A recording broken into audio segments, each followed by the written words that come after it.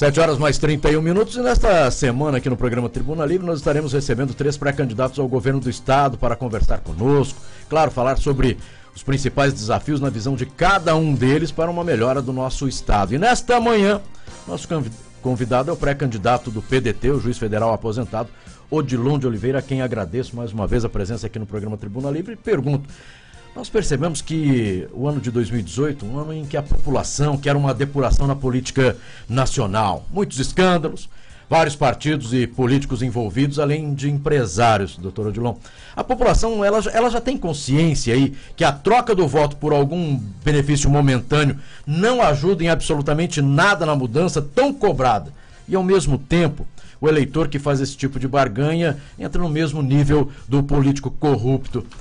Ele já está ciente de tudo isso? Bom dia. Bom dia, Marcos. Bom dia, Sérgio Cruz. Bom dia, ouvintes. Os eleitores estão cientes disso. Muitos eleitores estão numa situação, digamos assim, de miserabilidade extrema e às vezes recebem alguma ajuda. Eu reprovo completamente isto. O brasileiro não deve incentivar a corrupção.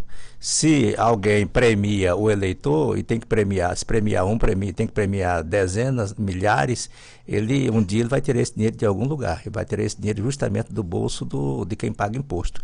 Então, isso é uma prática reprovável, tem que se acabar no Brasil. Senão a gente não enfrenta a corrupção, senão a gente não enfrenta o desmando. E não consegue mudar também o país a partir do momento que o próprio eleitor não é que tanto cobra e ao mesmo tempo fala, olha, político ladrão, político corrupto, é o mesmo que no momento da eleição faz a troca do seu voto por algum benefício. Né? O maior instrumento de transformação da vida social, transformação do Brasil, transformação de qualquer município, de qualquer estado, chama-se título de eleitor, através do uso consciente. Então, o eleitor no dia das eleições, 7 de outubro, será um juiz que tem que ser imparcial.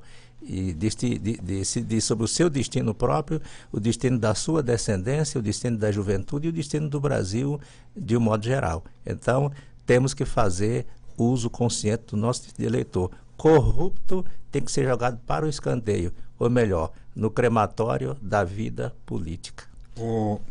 Doutor Odilon, a sua performance nas pesquisas tem atraído também o chamado fake news, entendeu? Eu tenho acompanhado o Facebook principalmente e o WhatsApp e tenho percebido que o fake news te elegeu, né? Como é que você pretende tratar essa questão do fake news durante a campanha? São seguidas e seguidas matérias falsas, invenções. Isso, logicamente, não me preocupa porque o meu passado arrebenta com tudo isto. E nós temos que motivar e acionar a Polícia Federal para punir, para investigar e acionar também a própria Justiça Eleitoral, porque nós estamos numa época em que devemos usar a internet, os meios de comunicação, essa globalização, comunicação em massa, exatamente para edificar o Brasil e não para desconstruir. E o fake news ele pode deixar uma dúvida na cabeça do eleitor. E principalmente daquelas pessoas, na cabeça daquelas pessoas que não têm uma compreensão ainda devida a respeito da finalidade da internet, da comunicação de massa. O meu passado, ostentado com as cores da honestidade, da transparência, da lisura, o meu passado vai enfrentar isto. Nós temos uma equipe também para fazer uma varredura e encaminhar a Polícia Federal para as providências necessárias. Bem, nós estamos conversando com o pré-candidato ao governo do estado pelo PDT, o doutor Odilon de Oliveira, juiz federal aposentado. Doutor Odilon, claro, o povo brasileiro sabe que é necessário ter verba para colocar uma campanha nas ruas. Qual a sua opinião com relação à vaquinha virtual? A vaquinha virtual é uma colaboração que se faz através da internet. E eu penso que é ideal para quem não tem dinheiro para se autofinanciar. Eu não tenho dinheiro para me autofinanciar. O candidato ao governo do estado de Mato Grosso do Sul poderá gastar até 5 milhões e 500 mil, mais ou menos. Certo. Eu não vou gastar. E se eu tivesse esse dinheiro, também não gastaria. Porque quem gasta isso vai ter que tirar de algum lugar, para depois haver a compensação. Porque ninguém vai investir tanto dinheiro para exercer um cargo político. Então, o eleitor ele tem que pensar que quem está se autofinanciando com altos valores, vai ter que desembolsar depois para alimentar a corrupção, para aquela pessoa se forrar em relação àquele dinheiro que gastou. Então eu sou favorável a essa vaquinha, a essa arrecadação. Doutora Odilon, essa fase de pré-campanha é uma fase meio de estágio, né? Principalmente para quem não exerceu ainda o cargo de eletivo, que é o seu caso. Como é que está o seu programa, a sua plataforma eleitoral, o seu programa de governo? Já tá encaminhado? Quais são as prioridades destacadas? O meu programa de governo ele já está praticamente pronto e nós temos aqui, falta só uma formatação. Nós estamos ainda colhendo dados, andando pelo interior do estado, já percorremos quase todos os municípios. E a Universidade Estadual de Mato Grosso do Sul está encarregada da formatação desse plano de governo, logicamente ouvindo todos os segmentos da sociedade. Agora nós nos preocupamos muito, Sérgio, com os parâmetros que nós temos que adotar com relação à administração. O primeiro parâmetro é o equilíbrio fiscal, que nós estamos observando bem isso, porque se não houver um equilíbrio fiscal, fica difícil. Nós temos que aumentar a arrecadação. Aumentar a arrecadação não significa aumentar imposto. A gente pode aumentar a arrecadação sem aumentar percentual, pelo contrário, diminuindo o percentual, para incentivar o pagamento de imposto. E não podemos aumentar a base de cálculo, mas nós podemos aumentar o fato gerador. Se você tem X empresas em Mato Grosso do Sul, você pode incentivar a criação de outras empresas. Ou então você melhorar a produtividade daquelas empresas que já existem. E também recuperar aquelas empresas que entraram em ruína. Aí você cria fatos geradores, isto é, uma base de fatos geradores. Aí você arrecada muito mais. Uma outra coisa que está nos preocupando bastante, que será o objetivo também dentro desses parâmetros, é a redução de custos. O Estado gasta muito, o Brasil inteiro gasta muito. Quem diz isso é o Banco Mundial. E temos que priorizar também. Se você não priorizar, você não tem dinheiro suficiente para os gastos necessários. E a eliminação da corrupção. Isso é essencial também na formação de caixa. Uma outra coisa é o desestímulo ao grande sonegador.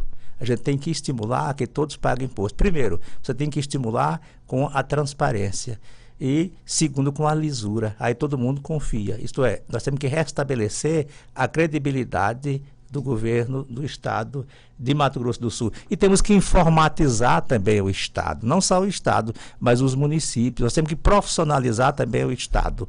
E assim nós vamos ter caixa suficiente dentro desses 15 bilhões de reais que formam o orçamento do Estado.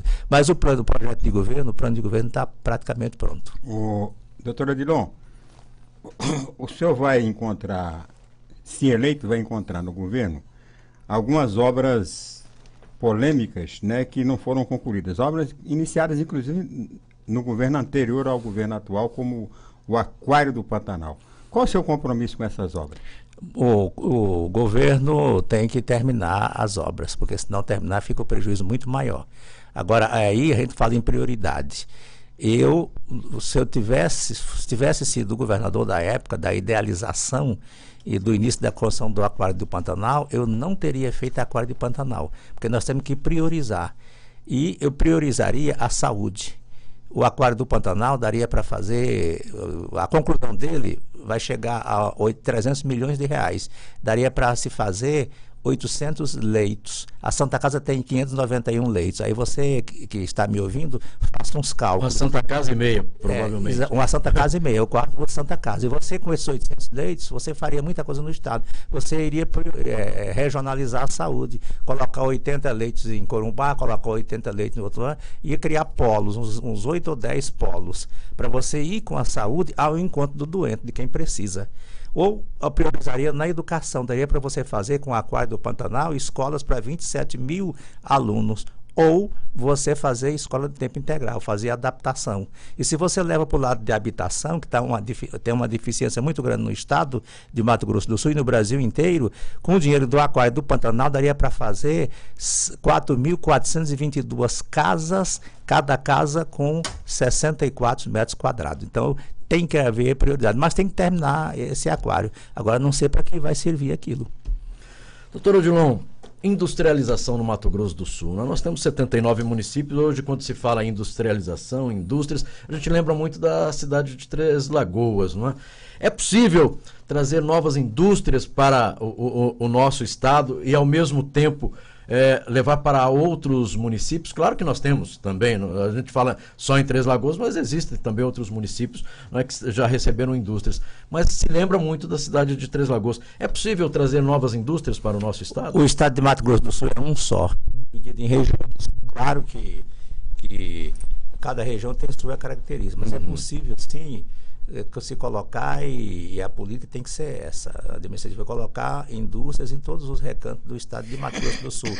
E isso ficou esquecido durante anos, tanto que nos últimos 5 anos, brasileiros abriram no Paraguai em torno de 80 indústrias. Brasileiros abriram no Paraguai em torno de 80 indústrias, porque lá tem incentivos fiscais. E o Paraguai tornou-se também, na área de agronegócio, o maior exportador mundial de grãos. Então, por que aconteceu isso? Descuido do Brasil, descuido de Mato Grosso do Sul, principalmente, que é vizinho do Paraguai. Indústrias, não só indústrias urbanas, mas agroindústrias. Agora, você tem que dar incentivos fiscais. E o Estado tem que dar incentivos fiscais sem exigir um retorno, sem exigir propina, porque é norma geral no Brasil, essa prática, essa falta de vergonha de um governador dar um incentivo fiscal e depois se tornar um sócio oculto da empresa. O lucro da empresa tem que ser das empresas, e as empresas têm que ganhar muito dinheiro, não extorquindo, mas tem que ganhar muito dinheiro, geração de emprego, equilíbrio da economia do Estado, do Brasil, para gerar riqueza, gerar emprego. Quando as empresas vão bem, tem emprego para todo mundo. Bem, uma outra questão, e não é porque o senhor atuou por muitos anos na Justiça Federal, juiz federal, mas é porque não tem como fugir desse assunto, que é a segurança pública. Principalmente no nosso estado, nós temos aí a fronteira com Paraguai e também com a Bolívia. O governo do Mato Grosso do Sul, ele tem condição de segurar, né, de dar uma maior segurança nas fronteiras sem o apoio do governo federal? Não, tem que ter o apoio do governo federal. Agora, o que não pode é o Estado de Mato Grosso do Sul ficar chutando a bola da culpabilidade na direção do gol da trave da União. Porque o Estado de Mato Grosso do Sul se posiciona como eles não tivessem nada a ver com crimes que ocorrem na fronteira. A União Federal é responsável pelo combate e prevenção à criminalidade de fronteira se ela for transnacional, quer dizer, envolver 2 países, essa criminalidade. O Estado de Mato Grosso do Sul tem que se preocupar, inclusive, com os crimes de competência da União, no caso, o contrabando.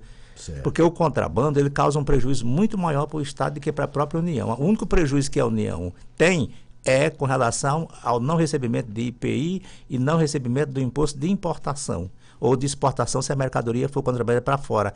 Mas o prejuízo para o Estado, vou dar um exemplo para você, 40% do cigarro que se consome aqui em Campo Grande ou no estado de Mato Grosso do Sul é objeto de contrabando. Então o Estado deixa de recolher, de receber ICMS, os impostos, e os municípios também deixam de receber o seu imposto devido.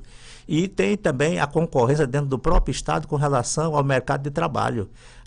A proporção é de 6 para 1 emprego. Eu, vendendo mercadorias contrabandeadas, empregaria 1 pessoa. Você que está me ouvindo, vendendo as mesmas mercadorias pelos caminhos legais, você empregaria 6 pessoas. E tem a saúde também, tem a concorrência desleal que esse tipo de crime, contrabando, causa para as empresas de Mato Grosso do Sul. Então o Estado tem que se posicionar melhor. Há, sim, condições de o Estado fazer tudo pela fronteira. Tem que especializar, modernizar, informatizar a Polícia Especial de Fronteira, chamada Departamento de Operações de Fronteira, serviço de inteligência, tem que haver isso. Em síntese, tem condições sim de o Estado fazer muita coisa. Lógico que tem que ter a cooperação da União, o desenvolvimento de fronteira, produção de emprego na fronteira, isso tem a ver com segurança pública. A saúde pública na fronteira tem a ver com segurança pública também. A educação é a mesma coisa. Doutora Odilon, a gente sabe que o crime organizado está avançando e exercendo influência em vários setores da atividade humana aqui no Brasil. E em todos os estados, inclusive Mato Grosso do Sul, o crime organizado já tomou o sistema penitenciário de modo geral. Quem manda na penitenciária é o crime organizado. Queria saber do senhor o seguinte: há como retomar o sistema penitenciário para o Estado? Há como retomar. A questão, Sérgio, é que o Estado foi afrouxando aos poucos. O que se tem que fazer, você cuidar da fronteira, porque se você cuidar da fronteira, você vai resolver diminuir a criminalidade, certo? Você tem que investir. Segurança pública, o sistema prisional envolve segurança pública, logicamente, está dentro da segurança pública. Segurança pública se faz através de um conjunto de ações, não só através de ações mediante o disparo, puxar o gatilho. Segurança pública se faz com um conjunto de ações que se completam. A própria segurança pública em si e também a educação e a saúde. No caso do sistema prisional, há condições de se concursar mais agentes penitenciários. A proporção é muito grande aqui no Estado. Cada agente penitenciário cuida de 100 presos, 100, 200 presos. De acordo com as recomendações, os padrões internacionais, a cada agente penitenciário deve tocar entre 5 e 6 presos. Então, a primeira coisa que tem que fazer é isto. Tem que fazer concurso. Aliás, no sistema prisional e na segurança pública tem que haver uma programação permanente de concurso para a reposição dessas pessoas. Esta é uma medida de caráter imediato, urgente. Mas ao fazer um concurso público, nomear, o governo do Estado precisa de recursos para pagar. Existe essa possibilidade? Hoje, por exemplo, não sei qual o número de agentes penitenciários, mas vamos colocar que hoje existe 1.000 agentes penitenciários. Dobrar, por exemplo, para 2.000. O governo do Estado ele teria condição de bancar isso aí? Tem condições, sim. É só acabar com desmando. É aquele que eu falei logo no começo, são os parâmetros. Você tem que formar a caixa. Você forma a caixa como? Acabando com a corrupção. A corrupção no Brasil é enorme, muito grande. Reduzindo custos naqueles setores onde não há necessidade de tanto gasto. Quer dizer, o Brasil ele leva uma vida de luxo. O serviço público do Brasil, prestado à administração pública, vive numa luxúria. E você tem que priorizar. Em vez de fazer aquário, você cuide da segurança pública. Em vez de fazer aquário, por exemplo, aquário é só um exemplo, mas tem um monte de outras obras por aí. Você cuide do Hospital do Trauma, que o André não terminou, a Zambuja ajudou a terminar, mas não colocou o mobiliário, então não funciona, ficou do mesmo jeito. Então você tem que priorizar. Mas há condições sim, desde que não se roube, desde que se administre com honestidade, com transparência, com lisura, deixando o povo fiscalizar e olhar o que se está fazendo, o que não se está fazendo. Eu recebo aqui, através do WhatsApp, o senhor falou a respeito do sistema prisional. Se o senhor é eleito governador, o senhor tem a intenção de privatizar o sistema prisional? Existem privatizações que deram certo. Agora tem que passar por uma experiência e fazer um estudo mais profundo. Eu não posso prometer isto, porque eu estaria sendo inconsequente. Mas com certeza vai existir estudo. Com certeza tem que haver um estudo. Nós temos que melhorar o sistema prisional, mas melhorar muito o nosso sistema prisional. E aqui o Estado de Mato Grosso do Sul tem muitos presos de fora, presos estrangeiros, é o segundo estado, só perto para São Paulo, em relação a presos estrangeiros. Nós temos que melhorar bastante esse sistema. Doutor Odilon, quero agradecer